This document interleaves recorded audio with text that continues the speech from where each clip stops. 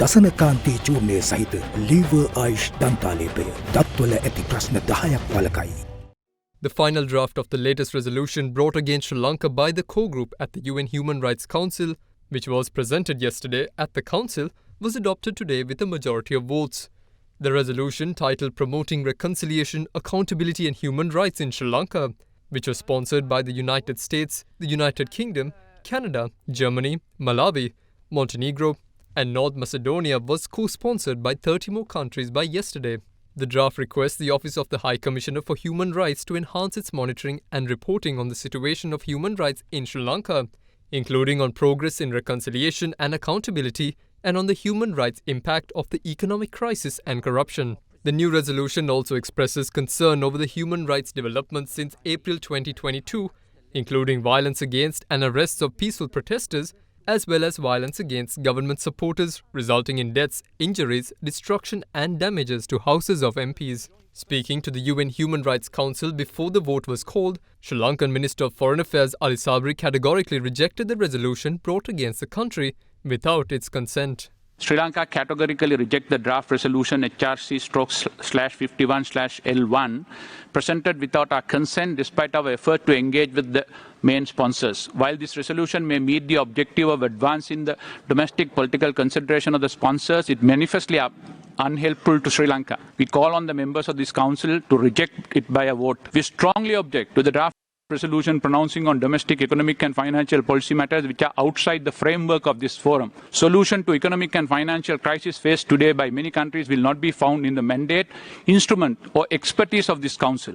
Further, it is deeply regrettable that this rambling resolution running into several pages ignores the institutional and political stability restored in Sri Lanka, despite the significant political and social challenges.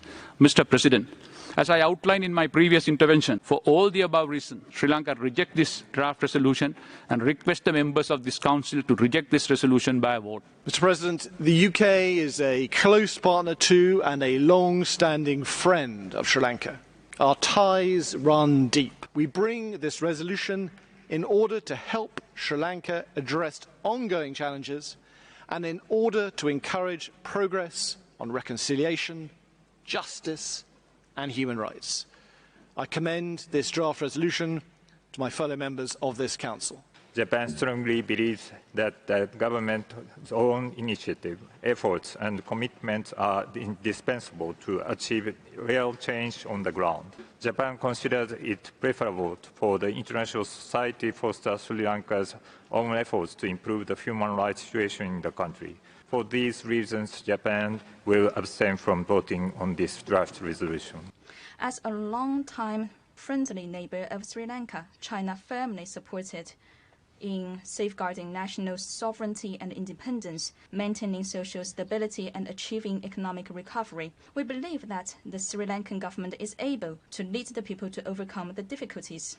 In view of the above, China will vote against draft resolution L1 Rev 1 and calls on other members. While we have taken note of the commitments by the government of Sri Lanka on issues of implementation of the commitments in the spirit of the 13th Constitutional Amendment, meaningful devolution, and the early conduct of provincial elections, we believe that the progress towards the same remains inadequate. Accordingly, we urge the government of Sri Lanka to work meaningfully towards early implementation of these commitments. Achieving prosperity for all Sri Lankans and realizing the legitimate aspirations of Tamils of Sri Lanka for prosperity, dignity and peace are the two sides of the same coin. Mr. President, India will continue to work with Sri Lanka and the international community to attain the related objectives of legitimate aspirations of Tamils of Sri Lanka and prosperity for all Sri Lankans. During the vote at the UNHRC session, 20 countries including the United Kingdom, the United States, France and Germany voted in favor of the resolution, while 20 nations including Nepal, UAE and notably India and Japan abstained from voting. China, Pakistan, Cuba, Bolivia, Eritrea, Uzbekistan and Venezuela are the 7 countries that stood on Sri Lanka's side to vote against the resolution.